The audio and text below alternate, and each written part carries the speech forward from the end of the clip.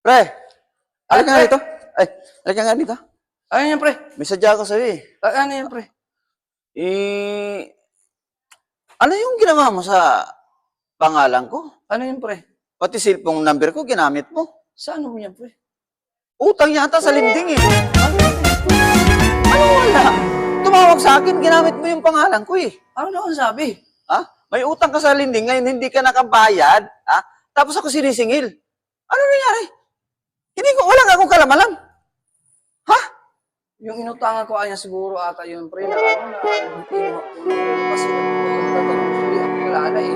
Ikilala ka dun eh, ikaw ang kilala niya eh. Ginamit ko yung pangalan mo, tsaka binigay ko yung number eh. Ay, pambihira naman to. Eh, wag ganoon kasi wala akong kalamalan. Baka nalaman ko na lang may dadampot na sa akin sa bahay. Na ulala ko anong pre matakbuhan pre eh.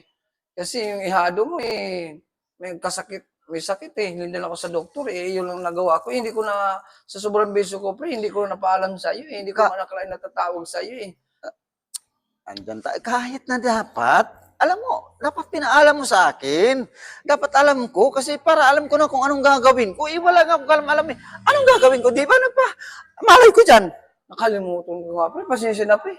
Kasi ang sahod natin hindi nadili kaya tumawag siguro siya sa iyo eh. Dahil ikaw ang nakalagay na ano, ikaw ang nakagaranto. Ayusin mo yan ha. Ayusin mo yan ha. Sige pre, akin ang kausapin, transaksyon ko na lang. Pasensya na talaga. Basta ayusin mo. Diyos ko naman kasi tumawag sa akin. Nabigla ako. Eh, nag-away kami ng misis ko eh, yung kumari mo eh. Dahil, bakit ako nagkaroon ng utang? Ha? Tapos ba? Nako. Sige ha. Ganun na lang. O sige. Sige, sabihin ko na sa iyo, kumari. Sabihin ko na sa iyo. Kumusta mo na sa inaanak ko? Sige, sige. Thank you, pre.